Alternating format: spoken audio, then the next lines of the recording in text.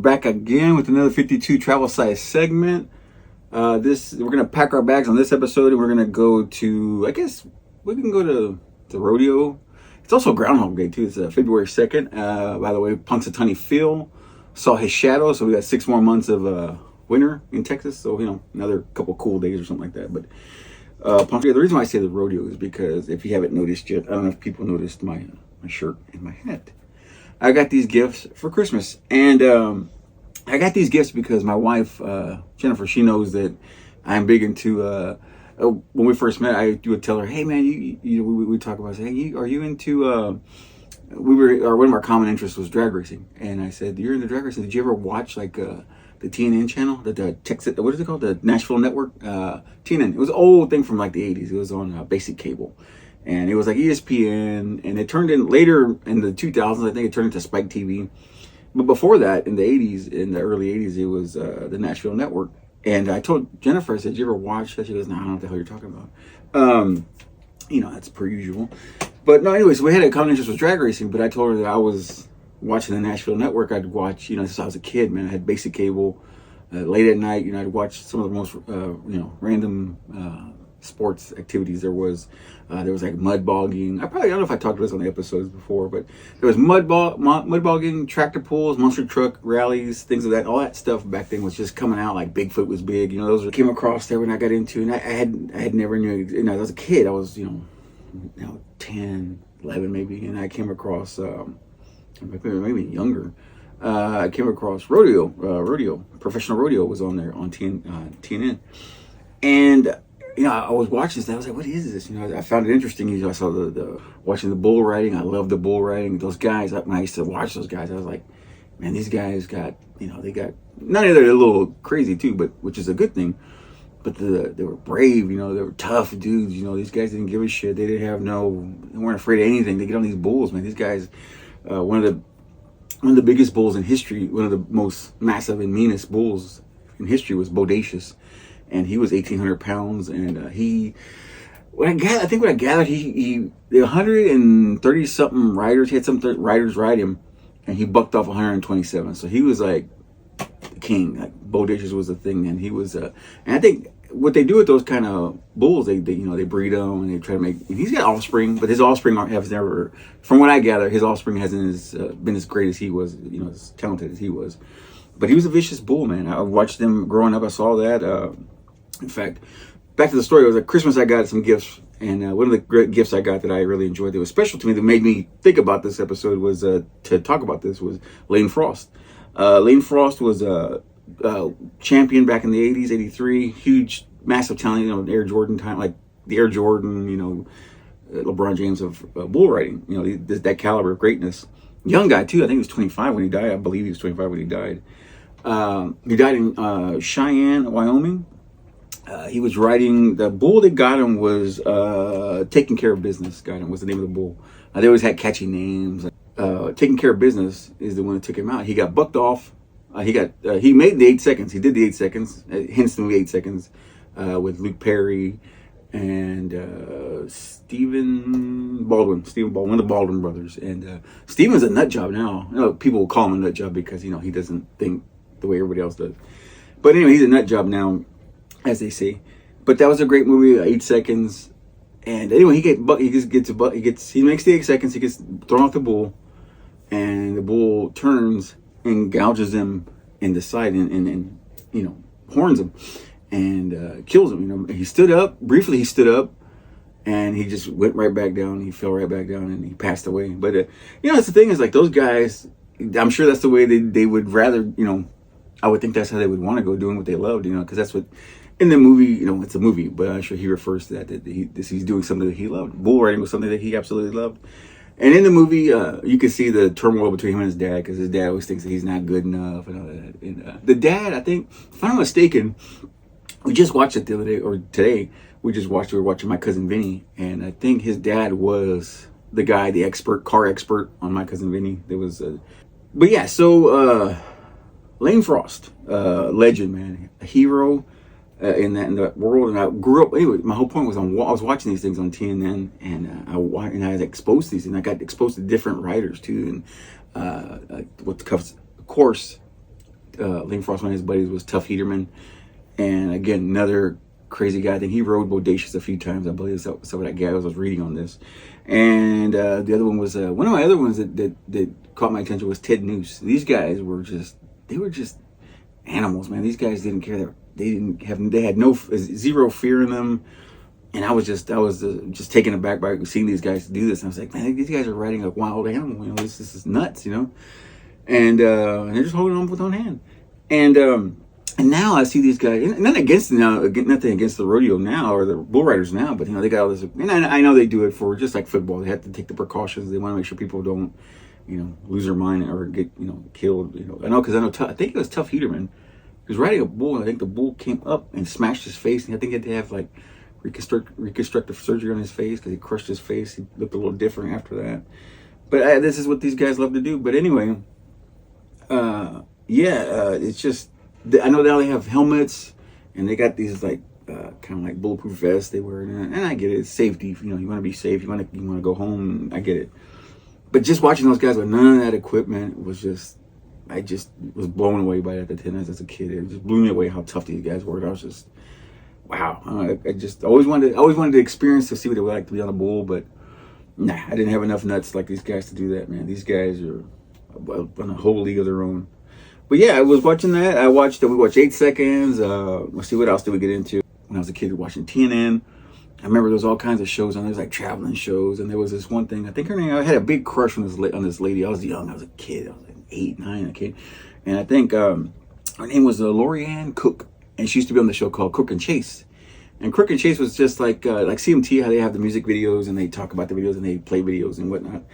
And Crook and Chase. And I had the biggest crush on that lady. I was like, man, that's a pretty lady. And I was a kid, you know, and never seen anybody like that before on TV before. But yeah, it was things like that sparked that memory to me when Jennifer gave me this Lane Frost hat and the shirt, and I was just like, man, it took me back right away as like watching those shows, and like I said, monster trucks, and and then by the way, I think the first two, I think TNN was the first. They were the first to broadcast rodeo, and it was the Mesquite Rodeo from near Dallas, out there in Mesquite, Texas, and I think it's 15 minutes from Dallas, and they were one of the original locations that they would show on TV on TNN. And that's the stuff that I would watch as a kid, man. I love that. I would just enjoy it. I could watch it on hours. It was like, because it wasn't necessarily, because I was watching it at 2, 3 o'clock in the morning, and it was like reruns of what happened, you know, the previous week or what have you. But watching that stuff, watching drag racing, and man, I love doing that. I mean, I would just sit in my room by myself, you know, either drawing and watching that, but I'd be on the background listening to that, and it was just fun for me. That was easy. I was easily entertained, man. Having a sketchbook and food and snacks and shit, and watching TV. That's my good stuff there. I love that. It's my safe place there, as they say. Again, February 2nd, Groundhog Day. We're heading into getting close to spring. We're getting close to that. But February, and man, I woke up this morning, to some devastating news. I've always been a Lakers fan. Not so much with the LeBron era, but LeBron, nothing wrong with the guy. The only qualms I had with LeBron was that when he left to go back to Cleveland, I don't know. Because I look at somebody like Kobe. Kobe was loyal. He never left. Just like Michael Jordan, he never left the Chicago Bulls. And LeBron bounced around Miami, Cleveland, back to Cleveland, to LA. And all that stuff. That, for me, that's a big deal. Just loyalty is a big deal. And they don't, and I get it. You're trying to make money. You're trying to take care of your family. I get it. You get your chance to make some money. Absolutely take it. But it's just, in the NBA, for me, growing up, watching the NBA, watching these legends like Larry Bird, these guys never left their, Larry Bird stayed with the Celtics, Magic Johnson stayed with the Lakers, things like that. That was a big deal for me. So, LeBron's a new generation of athlete, and, he bounced around, and that's why I didn't. But anyway, the whole point is, got to the breaking news. Well, Jennifer sent it to me late last night, and it was that Luka is being traded to the Lakers, and I was just not happy about that. Dallas again, shit in the bed. I put it up with the Cowboys, and now I got to put it up with the Mavericks, man. Because I was a Mavericks fan. Because I liked what you call Dirk Nowitzki. I used to be a big fan of Dirk Nowitzki. He was a talented guy, huge guy. He could pull the ball at the court, shoot, pass. Man, he was a phenomenal guy. And that's why he's got the statue in front of the what is it? I don't know what the Dallas Stadium is called, but that's why he's got the statue out front. But yeah, man. If you can't tell by the way, this is gonna be a heavy sports episode. You know, with the bull riding and now with the basketball talk. And I usually don't do sports, but this was just a big deal for me. It was a big deal to know that Luka's moving and the thing that, and I get why they're doing it because I see both sides of it. I see that the Lakers have to start a new era because LeBron's on his way out and he's old, he's 40. I know he still can play his ass off. I get it. I respect, as much as I don't like him, I respect he can still play the game with these 20-year-olds. I get it. But I know his time's almost over, and AD as well. AD's time is getting close to being over. So I'm guessing he's trying to, I guess they're send him over to Dallas to see if we can get a ring with Kyrie. But I see both sides on the Luka thing. Luka, he was on the verge of getting his big contract, signing his big contract. It's like $300-something million. I forget how many years, whatever, what have you. But now that's off the table. Now that he's going to the LA, and Dallas not giving it to him. I get it because there was times where he didn't have that killer instinct like Kobe Bryant, even LeBron has a little, but not as much as Kobe and Jordan did. Where he didn't have that killer instinct, sometimes he'd come into to the season out of shape. He's always kind of like injury prone, and I get all that, and I just hope that he can turn around and get that motivation in him, man. Because like I said, being a Laker, man, that's going to be all eyes are on you, and that's basically telling you that you're going to be the next thing. You're the next big guy because you're going to LA, and I think you're taking LeBron's spot. You know, after LeBron retires, I think you're the future of the Lakers, kind of thing. So I get what they're doing.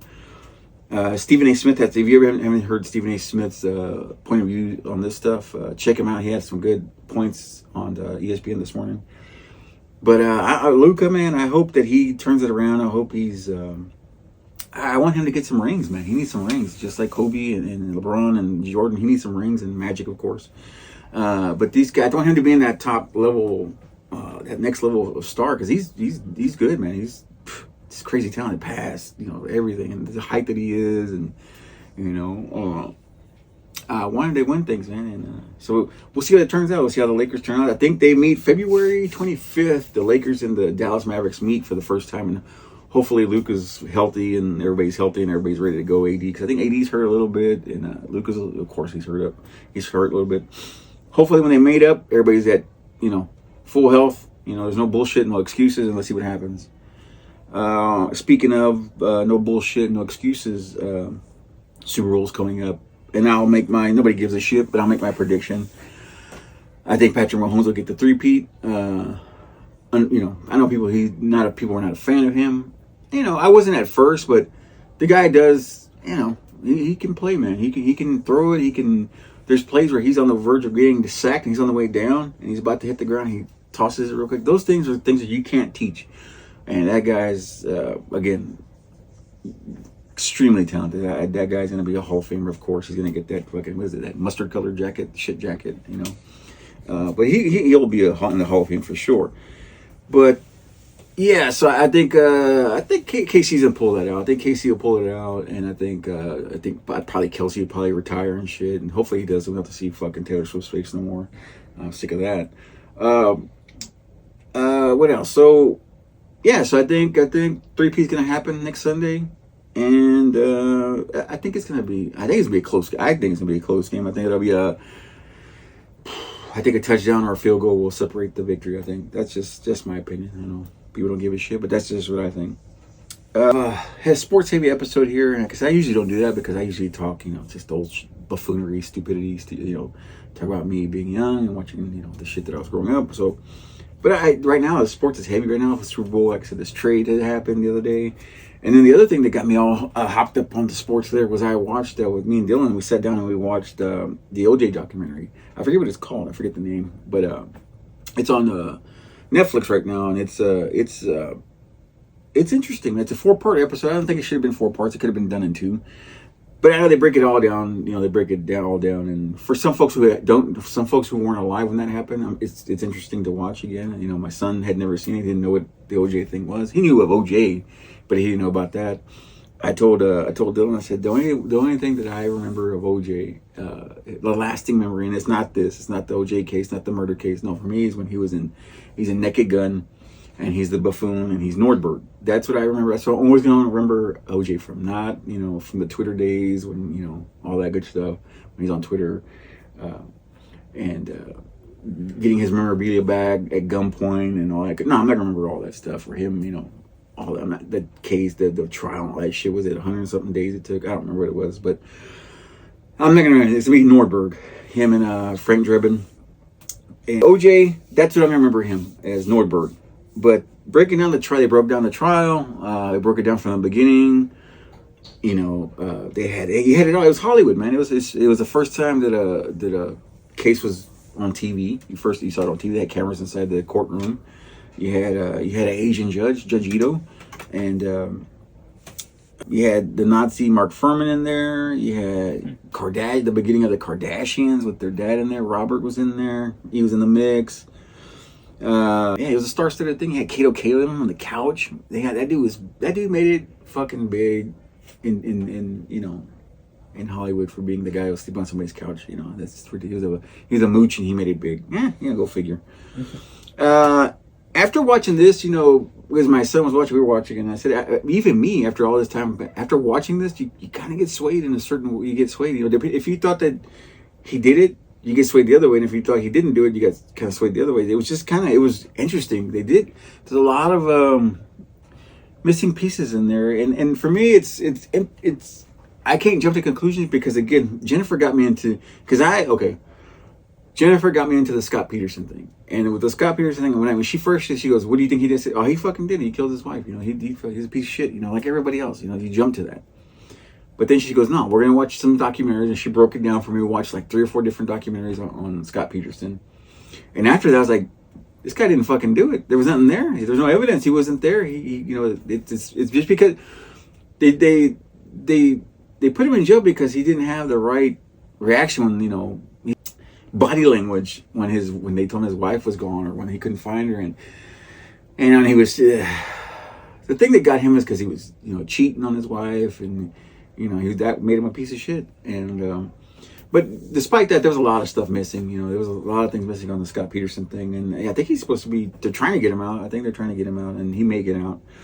But anyway, after watching the OJ documentary, you get to be like, fuck, man, did he really do it or did he do it? It's you gotta watch it to see it. I like that. It's very compelling the way they did the thing. There's a lot of blood placed in places that wasn't there before. Interesting, man. It was interesting. Al Cowlings, man, that dude was he was down for OJ, man. The Bronco, the whole thing, man. It was just that whole thing was iconic, man. That whole chase was thing, and I want to thank OJ for doing that during the NBA Finals, because I didn't have to see the fucking Rockets in the playoffs against the New York Knicks. I had to watch that shit. They broke in, they screwed up the Rockets' time to be excited about them being in the finals, and I didn't have to watch it, because I never was I was born here in Houston, in Texas. I was born at Jefferson Davis. I think they shut it down now. It used to be haunted and all this stuff. That's where I was born. I was born in Houston, Texas, but I'm not a fan of the sports team. I'm not a fan of the Texans. Can't stand them. I can't stand the Rockets. I'm not a fan at all. I hated Vernon Maxwell. I hated that whole team. What's his name? Sam Cassell. Didn't like those guys. Not hate. I'm just being funny. I don't really hate them. It's just I disliked them. I didn't like them. I didn't care for them. The only person I did was Robert Horry. Robert Horry was I think that's Robert Horry, the 3-point. He helped out the Lakers in a couple of championship wins, and Robert Horry. I don't mind him. I didn't mind him at all. But I wasn't a Rockets fan. And everybody thought, oh, you're a Dallas. I was a Dallas fan because that's what I grew up watching as a kid, man. I watched, Danny White. I watched Ed Tuchel Jones, all these guys. That's what I grew up on. So I was a Cowboys fan. I love the Cowboys. I love the thing, America's team. I'm a big, I'm Native American. So everything that has to do with America or America in it, slogans, America's team, all the slogans with the America thing, I'm a fan of. So, I was a Cowboys fan. And as far as basketball, things of that nature, baseball, I like the Astros. They're okay. Like I said, I was a fan of course, I was a fan of the Ryan Express, Nolan Ryan. I was a fan of him growing up. So I was kind of an Astros fan, but not really. I was just kind of in and out of baseball. But I always, I rooted for the Astros, here and there. And I know people say you can't do that. I don't give a shit. I do what I want. I'll root for who I want to root for. Basketball, I was always a guy. I never voted. Think about something else. I never really had a team of basketball. I always followed a player. So for me, I loved Magic Johnson, Larry Bird. I love those players. But then Jordan came in. Jordan just changed the whole game. He changed the game with, clothing, shoes, everything. He changed the culture on everything, man, of basketball. So I was a Jordan fan. I wasn't a Chicago Bulls fan. I wasn't the guy, in Texas with the Chicago Bulls gear or the Chicago Bulls hat. I may have one or two. May have had a hat or something to match my shoes. But I love Jordan sneakers. But I was a Jordan guy. I was a Jordan guy, very much so. And then after Jordan was kind of going away, entered Kobe. And Kobe came in, and I was a big Kobe fan. Like I said, I was already kind of a Lakers fan. So when Kobe came in, I was like, oh, this is perfect timing, Jordan's on the way out. Kobe's coming in. And again, he had the same drive and mentality as Jordan did. They had that killer instinct. And that's why I latched on to Kobe. Again, like I said, the LeBron, is whatever, man. He's just kind of, I wish I could like him. I don't like him. Like I said, I respect that he's 40 years old, still in the game, but I don't know, man. I don't think he took the hits and the slams that Kobe did and the slams that Jordan did and, the hits that Jordan took from like, Bill Laimbeer and, the hit, these guys took abuse, man. When the Knicks used to play the Bulls, you always see Patrick Ewing and these guys just slam on Jordan, man. What was his name? I can't remember that one guy's name. Oh man, I can see his face, got the beard and everything. There's like Anthony Mason too. Those guys were brutal on Jordan, man. They would put the hurting on him, man. But there was no fouls called back then. There was no. Now they call technical foul or flagrant foul if you just look at somebody wrong, just like the NFL kind of thing. Like again, back to the Patrick Mahomes. I know people why they hate Patrick Mahomes because if you breathe on him, it's a flag. I get it, whatever. But anyway, yeah. So basketball, it's gonna be interesting. It's gonna be an interesting year. I hope that Luka can get his shit together and get healthy. And prove all these people wrong. When he comes to camp, sometimes he's referred to as being fat and things like that. Like I said, so I hope he can get his shit together. I'm hoping for him to get his shit together. But yeah, the OJ documentary was good, solid. Too long. I think it could have been 2 episodes. It could have been 2 episodes. 2 hour and a half episodes would have been good enough for me. But it was either way. Either way, it was good. It brought back a lot of memories. They also showed. The riots beforehand with the Rodney King thing. They showed that, and Dylan hadn't seen that. And I was showing Dylan, I was like, this is what happened. Rodney King thing happened. The whole incident happened there, and then they showed the riots, and then they showed. I told him, look, check this guy out. This guy's name will be forever ingrained in my brain. It's Reginald Denny. Reginald Denny was driving an 18-wheeler. I think he was going through the city in LA out there, and the rioters were going to town, tearing shit up. And they pull Reginald Denny out of his semi-truck. They pull him out and they beat the crap out of him on live TV. And it was just crazy to see stuff like that on live. Now it's a thing. You got social media. You see all this shit. You see fighting and what have you. And, there's no boundaries now.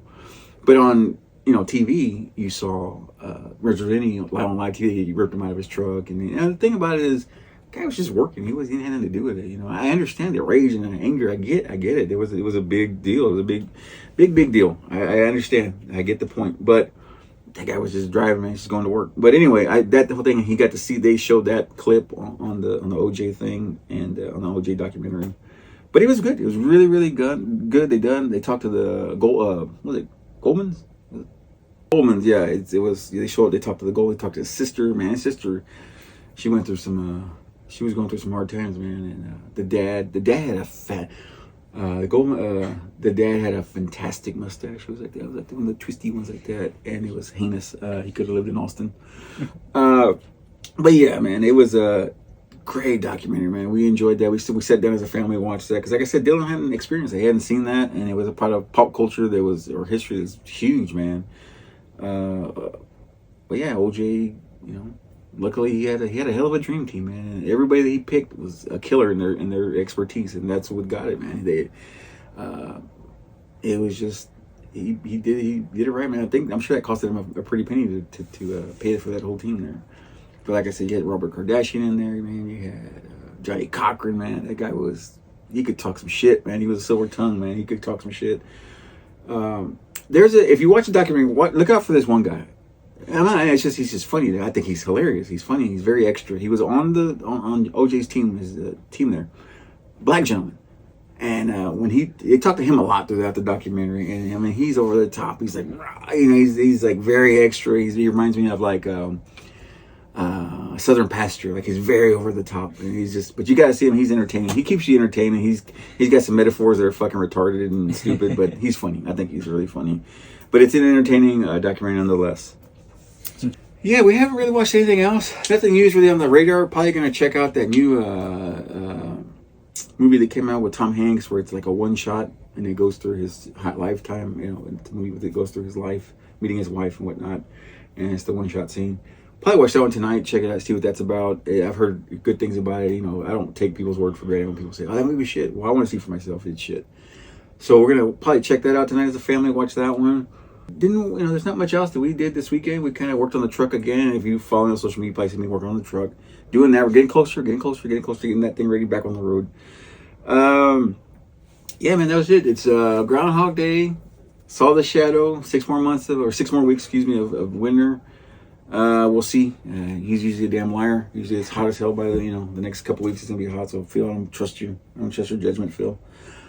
Check out the OJ documentary. Also, if you get a chance, watch 8 Seconds. Watch Luke Perry play Liam Frost, legend, bull riding legend there. Again, we had a good weekend, and again, thanks for everybody watching, and stay tuned.